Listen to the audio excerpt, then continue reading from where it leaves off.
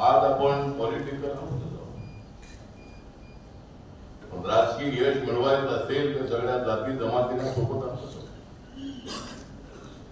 फक्त बौद्ध समाजाच्या ताकदीवर निवडणुका जिंकणं अत्यंत शक्य आहे.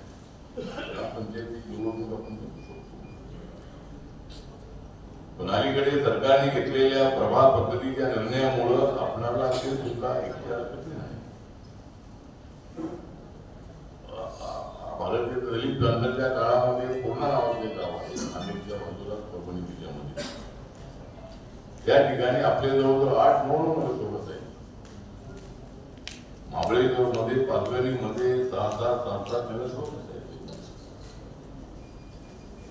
कारण वाढ पद्धती असल्यामुळे जिथं आपला समाज आहे, जिथं आपली ताकद आहे, जिथं आपली शाखा आहे, त्या ठिकाणी आपली माणसं निवडून अलीकडे प्रभाव पद्धतीमुळे युती केल्याशिवाय दुसऱ्या सोबत दोस्ती केल्याशिवाय निवडून येणं शक्य आहे.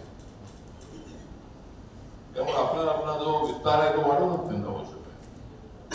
पण प्रामाणिकपणे माझ्या पाठीशी उभ्या, ताकदीनं आपण माझ्या पाठीशी उभ्या. पण आंदोलनाची भावना आपल्या मनात उभी नाही. अन्याय झाला की आंदोलन करण्यासाठी तिथं आपण पुढालं पाहिजे, रस्त्यावर उतरलं पाहिजे.